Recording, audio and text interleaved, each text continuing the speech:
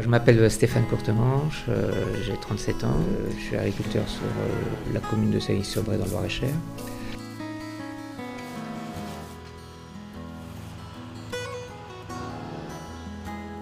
Je ne pensais pas qu'un jour j'allais me retrouver sur l'affiche des rendez-vous de l'histoire.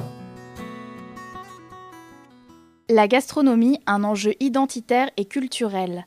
Marc de Ferrière, président de l'Institut européen d'histoire et des cultures de l'alimentation, dresse le bilan. Marc de Ferrière, bonjour, merci d'avoir accepté notre invitation. Bonjour. Pour la première fois cette année, au rendez-vous de l'histoire, il y a un pôle gastronomique et dans un article de Libération daté du 12 octobre, deux géographes déclaraient que l'aliment n'était pas plus important dans l'assiette que le terroir. Qu'est-ce que vous en pensez ? C'est une vision très géographique, ça dépend comment on prend l'aliment. Le terroir est important quand on parle de patrimoine, de qualité, de valeur.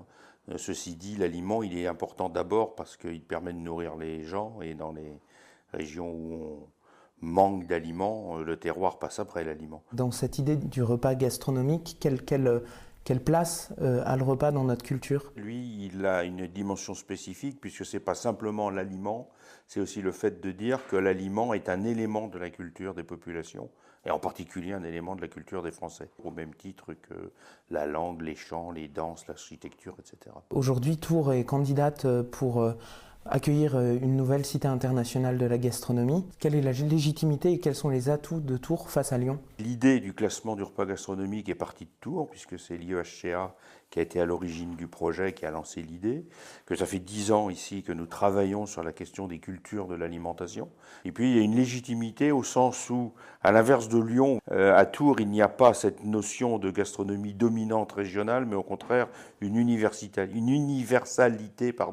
qui va bien avec l'idée de Cité internationale de la gastronomie. Votre institut, l'IEHCA, mène en parallèle l'inscription de la tradition française des vins de terroir au patrimoine culturel immatériel de l'UNESCO. Le vin, à notre avis, est un élément constitutif de la culture des Français, au même titre que beaucoup d'autres choses, que donc c'est logique que l'on pousse un dossier en France autour de la thématique du vin.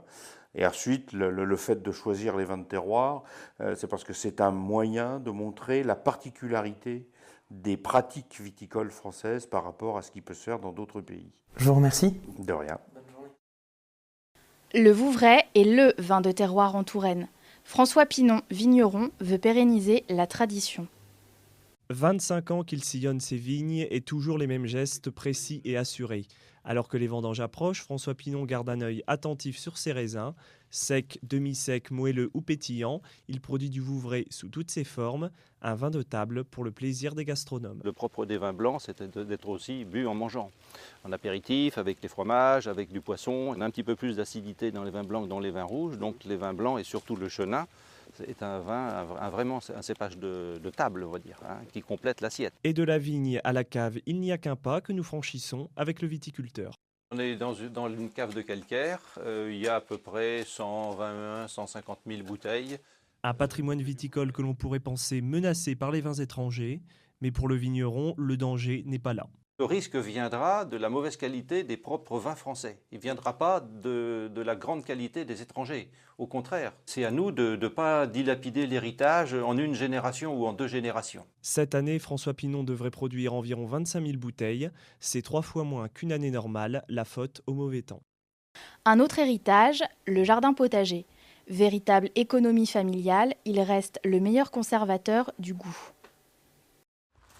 Carottes, les choux, je fais aussi de l'endive. Alors je diversifie un peu tout. C'est un coin de paradis en plein cœur de Tours. Pour la production et le plaisir, le jardin potager s'implante en ville, une tendance très prisée. Avec la montée en puissance des préoccupations environnementalistes, on a de nouveau un intérêt pour les jardins potagers. C'est un espace vert, un espace récréatif, mais qui doit être intégré à l'environnement urbain. Et aujourd'hui, on est dans un espace où on voit un peu plus de femmes, mais on reste quand même, d'un point de vue sociologique, dans des espaces qui sont davantage des espaces associés au masculin qu'au féminin.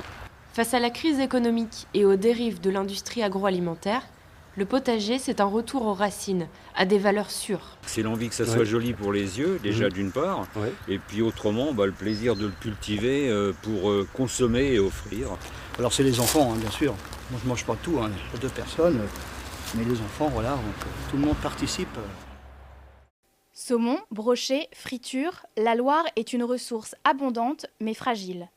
Le point avec Philippe Boineau, pêcheur professionnel. Sur sa barque, Philippe Boineau se dirige vers son lieu de pêche. Depuis près de 20 ans qu'il sillonne la Loire, ce pêcheur professionnel a vu évoluer son environnement.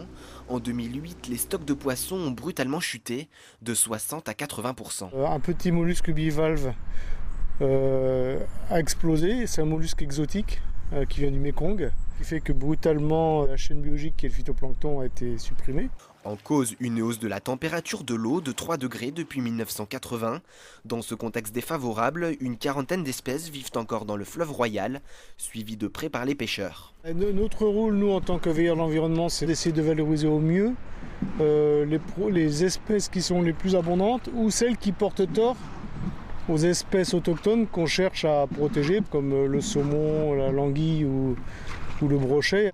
Pour Philippe Boineau, le poisson pêché n'a plus le même goût qu'au début du XXe siècle. Pourtant, il défend la fraîcheur de ses produits.